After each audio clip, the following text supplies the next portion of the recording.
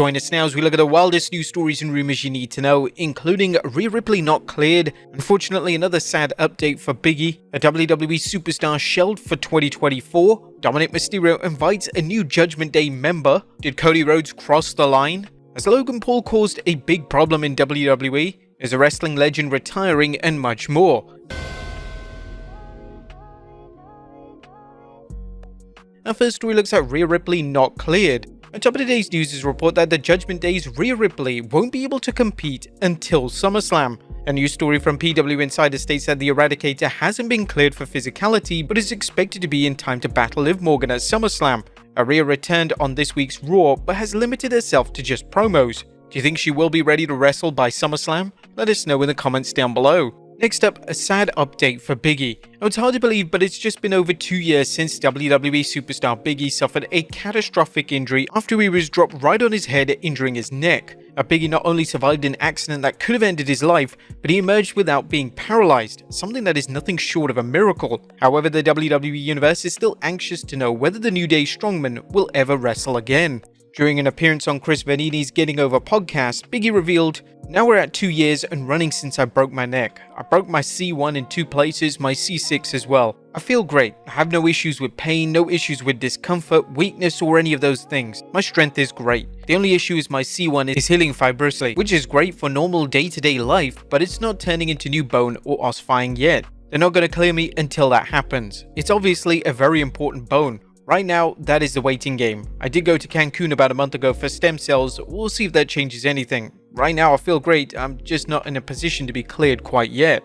Whether Biggie ever returns to the ring remains to be seen. Nonetheless, he remains one of WWE's most beloved figures, and the WWE has capitalized on his popularity by using him in non-wrestling capacities, such as co-hosting WWE's pre-shows for its PLEs. Next up, a WWE superstar shelved for 2024. It's bad news for fans of Tyler Bate and his new Catch Republic team with Pete Dunne, as Fightful Select is reporting that Bate is not expected to return this year. According to Ringside News, Tyler Bate recently revealed that he tore his left pectoral major and tendon off the bone during a match alongside his partner Pete Dunne at NXT. Bate provided an update following an injury sustained during the July 2nd episode of NXT. He shared that he successfully undergone surgery to repair the injury. Bates' absence explains why the WWE decided to put Dunne into a program against former Brawling Brutes teammate Sheamus. Hopefully this program will give Dunne a chance to rise in the singles ranks while Bate recovers. We're sending our best to Tyler Bate for a fast and full recovery. Next up, Dominik Mysterio invites a new Judgment Day member. Could a recently signed superstar become the latest member of the Judgment Day?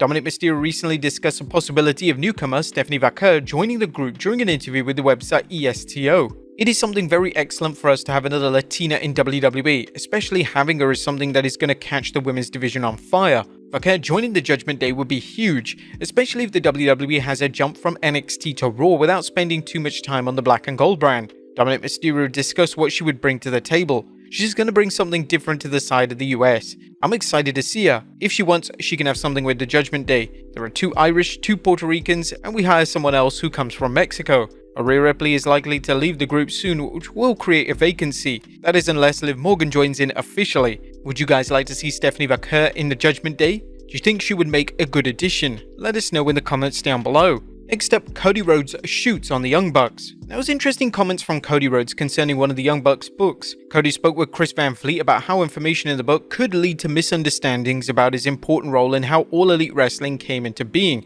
According to Cody, "I hated that in the Young Bucks book they said I was the last to the signing, because that's a big thing. Some of the AEW defenders who don't realize that they're turning people off to their product more than they're turning people on." The current WWE Undisputed Champion explained that while he was the last to sign, he played a vital role behind the scenes during the Elite's discussion about the merits of AEW. That's one of the things that people always cite. "Oh, he was last. He wasn't that big a deal to the origin." No, the guy who's here off camera was the first person to ever meet Tony, and he met him in a vetting process for all of us. Rhodes, who left AEW in 2022 to sign with the WWE, has never revealed the specifics behind his decision to leave the company. Naturally, this has led to speculation about whether there was any friction between him and his fellow executive vice presidents and or Tony Khan. While Cody has said he never plans to talk about it, his comments about how the Young Bucks framed his role in AEW will likely renew the conversation about the reasons why Rhodes left. Rhodes summed up his own take on things. "So yeah, I guess I was the last, and yes, I had different thoughts, and it's not incorrect at all what they said.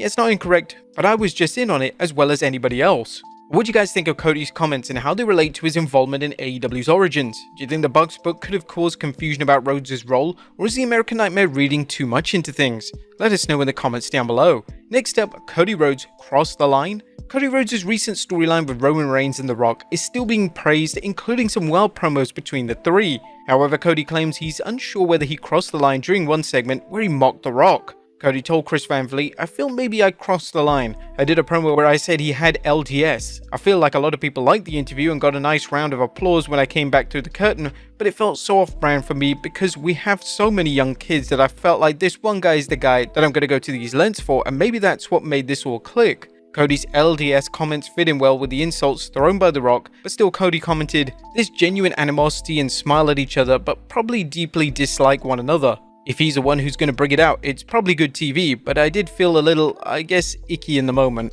Next up, has Logan Paul caused a big problem? Was the WWE taping next week's SmackDown due to Logan Paul's problem with Japan? You may recall Paul would be unavailable for the WWE's upcoming tour of Japan due to quote-unquote previous commitments. However, it was noted that Paul is still unpopular in Japan due to a controversial YouTube video he made there. As mentioned, Paul is not banned from the country, but he's apparently not the country's favorite right now. However, is the WWE taping SmackDown because it doesn't want to use Paul in Japan? That's a big possibility, but even if the WWE were to run a SmackDown in Japan, it would have been taped as Japan is 14 hours ahead of the US in Eastern Time.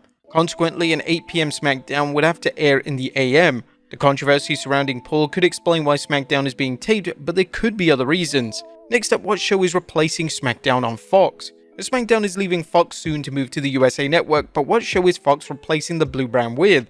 Fox is dropping a highly rated show, which raises the question, what will be a suitable replacement? Ringside News reported, Fox has unveiled its full 2024 schedule, revealing the replacement for WWE SmackDown on Friday nights. Starting this season, the Friday 8 PM Eastern Time, 5 PM Pacific Time slot will be occupied by Fox College Football Friday, Fox College Hoops, and Fox UFL. While SmackDown's ratings have increased to the point where it's often been the top show on cable and broadcast TV, it doesn't garner the advertising dollars similarly rated shows achieve due to some advertisers' low opinion of wrestling. It'll be interesting to see how the sports lineup fares, as well as whether the programming diminishes SmackDown's ratings on USA Network. And finally, is a wrestling legend retiring? Last but not least, is Dustin Rhodes retiring from wrestling? There was confusion among fans whether the 55-year-old wrestler plans on retiring when his AEW deal expires this September. Rhodes updated fans on X, "Wrong, geez guys, do better. Yes, my contract is up in September, and no, I am absolutely not done.